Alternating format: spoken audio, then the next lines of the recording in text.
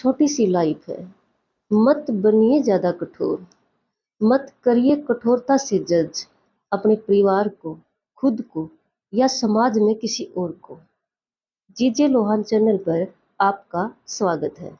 आज हम जिस टॉपिक पर बात करेंगे वह है लाइफ में कठोरता और सरलता में क्या अंतर है।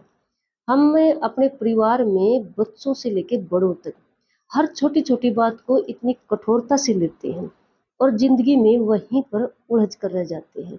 इसको शो करने के लिए मैं लेकर आई हूँ आपके लिए एक छोटी सी कहानी। एक बजरंग बली नाम का एक भक्त था भगवान महावीर हनुमान का। वह बहुत ही सीधा भोला और ईमानदार था। वह भगवान की भक्ति करता था लेकिन आलसी बहुत ज्यादा था। कोई भी काम करके खुश नहीं होता था, यहाँ तक कि सोचता था कि खाना भी बना बनाया ही मिल जाए। उसके पेरेंट्स की डेथ हो जाती है। वह परिवार में अकेला रह जाता है मेहनत करने की बजाय, क्योंकि उस समय पर टाइम उससे मेहनत मांग रहा था। लेकिन वह सोचता है नहीं, मेरे से मेहनत नहीं होगी, मैं तो किसी डेरे में जाकर बैठ जाता हूँ, एक बाबा बन जाता हूँ। क्योंकि जो डेरे होते हैं ना, तो वहां पर खाना और ही बनाते हैं बाबा लोग के लिए। बाबा लोग सिर्फ वहां पर तपस्या भक्ति करते हैं। तो वह सोचता है कि मैं किसी डेरे में जाकर बैठ जाऊंगा, मेरे से नहीं होगा ये खाना वाना बनाना। तो वह डेरे की तलाश करने लग जाता है। और तलाश में तो कहते नहीं कि सब कुछ मिल जाता है। उसको भी एक डेरा ऐसा मिल जाता है जहां उसको रख लिया जाता है। वह ऐसे ही सुबह शाम हल्का फुल्का काम करता और बस बना बनाया खाना खाकर सो जाता। बहुत खुश था इस काम से। एक दिन सुबह 9 बज गए, लेकिन खाने की कोई खुशबू नहीं, महक नहीं। कोई काम करता खाने के लिए दिखाई नहीं दे रहा। तब वह किसी से पूछता, वहां जो डेयरी में और भी लोग रहते थे, कि आज खाना नहीं बनेगा क्या। तो उन्होंने उसको बताया कि नहीं, आज एकादशी है, डेरे में सभी लोगों ने फास्ट रखा हुआ, व्रत रखा हुआ है, क्या आपने नहीं रखा। तो वह कहता कि नहीं, मैं नहीं रख सकता, मैं खाने के बगैर नहीं रह सकता, मुझे खाना चाहिए। उन्होंने कहा ऐसा नहीं हो सकता। कि उसने कहा कि नहीं, मैं सच में नहीं बिना खाना खाना खाए रह सकता हूँ। तो जो डेरे के बड़े गुरु थे बाबा, वह उनके पास जाता है और अपनी बात रखता है। तो ये भी गलत हो जाए भी, कोई इंसान भूखा नहीं रह सकता और उसको भूखा रखा जाए। तो जो बड़े बाबा थे, गुरु थे वहां के, वो कहते हैं कि ठीक है, अगर आप उपवास रखना नहीं चाहते तो हम आपको सामान दे देंगे, क्योंकि डेरे का रूल है यहाँ जो एकादशी को खाना नहीं बनता। तो आप अपना सामान लेके जाइए और जिस नदी पर हम स्नान करते हैं वहां पर जाकर अपना खाना बना लीजिए। लेकिन एक बात का ध्यान रखिए, खाना खाने से पहले भगवान सत्यनारायण, यानी जो एकादशी के इष्ट देवता माने जाते हैं, भगवान विष्णु को भोग लगाना मत भूलिए। वो कहता है ठीक है। वो नदी के किनारे जाकर खाना बनाता है। लेकिन वो तो बजरंग बली का भक्त था, सीधा सरल ईमानदार, मतलब भोला भाला कह सकते हैं। उसको याद नहीं रहता कि एकादशी का इष्ट देवता कौन है। वो तो पुकारता है अपने महावीर को, बजरंग बली को, कहता है कि हे प्रभु आइए और खाना ग्रहण कीजिए ताकि फिर मैं भी खा सकूं। और सच में उस दिन बजरंग बली अपने 5-7 वानरों के साथ आ जाते हैं। अब उनको वानर भी नहीं कहा जा सकता क्योंकि भगवान साथ में है। उसने 2 लोगों का खाना बनाया था क्योंकि वो तो सरल ही इतना था। जब बाबा गुरु ने बोला कि आप भगवान को भोग लगाइए, तो उसके मन में तो यही आया कि एक थाली प्रभु के लिए और एक मेरे लिए। तो वह 2 लोगों का खाना ही बनाता है। लेकिन जो 5-7 और वानर आए थे, तो वो सारा खाना खा जाते हैं। वह देखता रहता हूँ, बोलता कुछ नहीं। ऐसे ही जब उनके जाने के बाद जोड़ता है, ठीक है प्रभु आप आए, आप बहुत मेहरबानी मेरे ऊपर, और चुपचाप अपने जो डेरे में आ जाता है।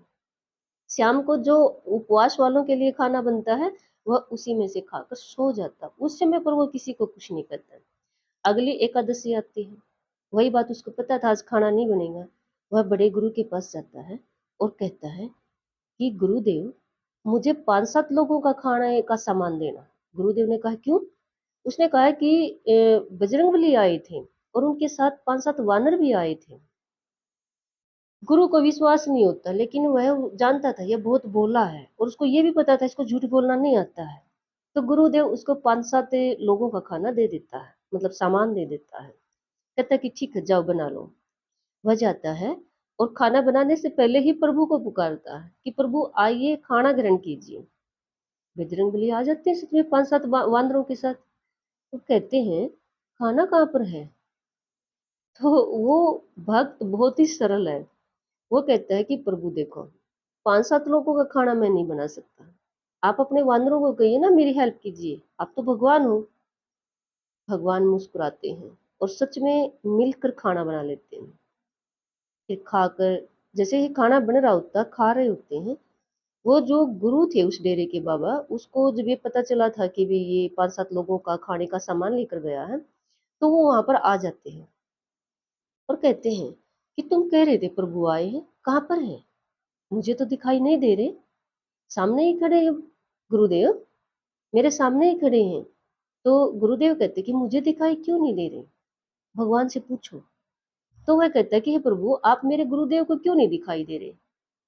तो भगवान बजरंगबली कहते हैं कि नहीं, आपके गुरु बहुत ज्यादा कठोर हैं, मैं कठोरता में वास नहीं करता। तो वह व्यक्ति उस गुरुदेव को बता देता है, यानी जो बजरंगबली थे वो गुरुदेव को बता देते हैं कि हे गुरुदेव, प्रभु कह रहे कि आप में कठोरता ज्यादा है, सरलता नहीं है। यह सुनकर गुरुदेव की आंखों में आंसू आ जाते हैं और बजरंगबली पिघल जाते हैं। वह भगवान हनुमान से कहते हैं कि हे प्रभु दर्शन दीजिए, देखो मेरे गुरुदेव रो रहे हैं। और जो गुरुदेव थे वो भी हाथ जोड़कर कहते हैं कि सच में प्रभु, मैं हर काम कठोरता से लेता हूँ। मेरे डेरे में जितने भी आदमी काम करते हैं उन पर कठोरता अपनाता हूँ।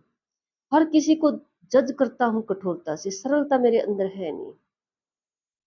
जब हाथ जोड़कर माफी मांगते हैं और बजरंगबली कहते हैं, तो भगवान हनुमान गुरुदेव को भी दर्शन दे देते हैं। देखो कहानी छोटी सी है और ये उस भक्त और प्रभु की नहीं है, ये हम सब की है। कितने इंसान ऐसे हैं जिनके अंदर बहुत ज्यादा कठोरता है। जैसे रावण का नाम तो सभी ने सुना होगा।